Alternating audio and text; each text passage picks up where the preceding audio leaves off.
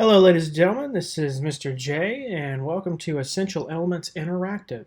Today, we're going to be talking about the music studio feature of Essential Elements Interactive, and you can locate that from the landing page at the top right corner here under the microphone and levels icon that says Music Studio.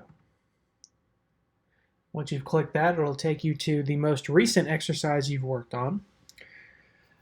From here, as you can see, we have the Music Studio rehearsal tool and recording device. Just a few features of this starting off is we have our back button. You can hit that before you start the exercise or during the exercise. It'll take you back, give you a new count off. We have the play function, which of course starts your exercise track. We have the record button, which allows you to record yourself. And here we have a progress meter. Once you've clicked this icon will begin to move. You cannot move this. This is just a visual device to let you know once you're nearing the end of the recording. This is the loop function. If you click this, of course, you can loop the exercise for multiple takes for practice. If the exercise is too fast, you can click the Enable Slow button. That slows it down considerably some.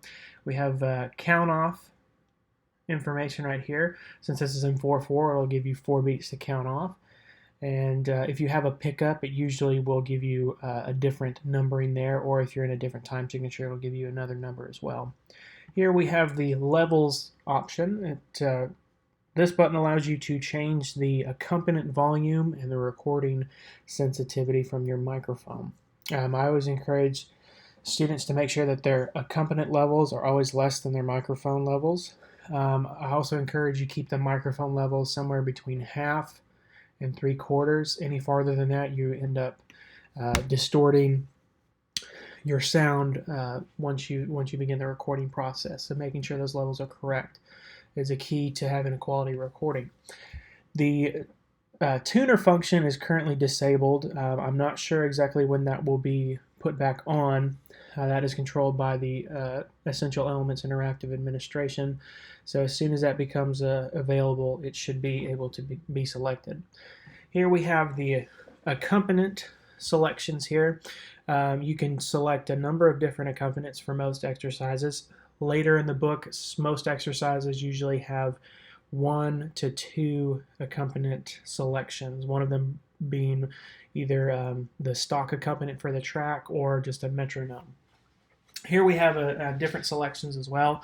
Whatever you click on will change the style of recording. Most of the time, for diligent practice, keep it on the metronome. Once you want to practice other things, branch out from there. Another selection you can choose here is the melody option. What the melody option does is if you select the melody, when you play the exercise, the recording will play the line that is selected for your exercise. So I have a trumpet account set up here. So when I click melody and metronome, I will hear the metronome and a trumpet being played.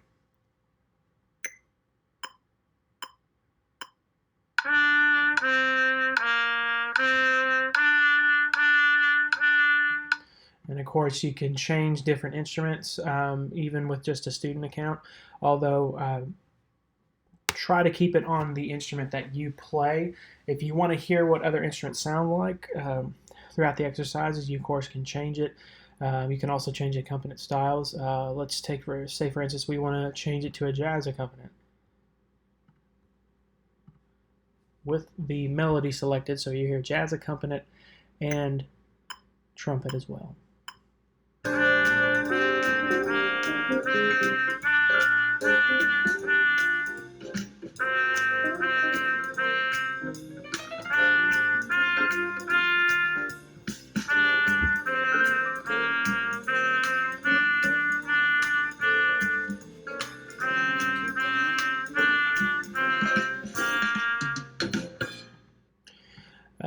Other things we can do is, let's say for instance, we want to practice without the melody. What will happen here is I just set the accompaniment back to metronome.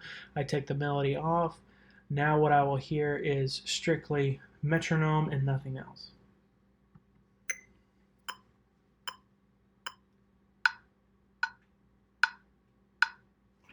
That's a useful practice tool. So what I'm going to do is I'm going to practice just a little bit using the metronome and my trumpet.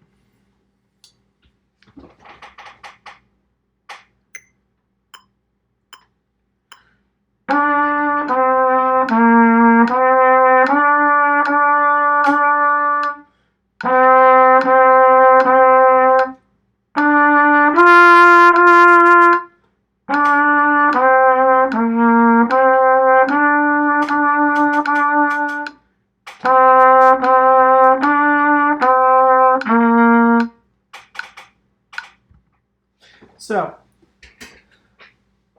there's a bunch of different configurations that you can use. When you record, we do ask that you try to use the metronome and to make sure that the melody is off. That way we can hear you. We will know the difference if you submit a recording that has the melody being played. So always try to make sure that you have the proper selections to ensure quality recording.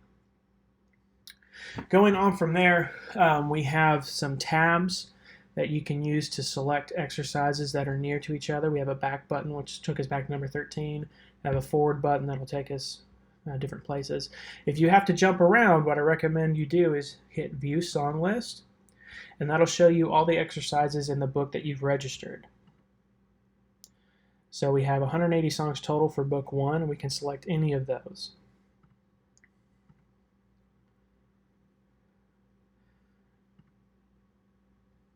And that is all of the information that is really necessary to use the Essential Elements Interactive practice tool in the music studio. Next up, we'll talk about how to record.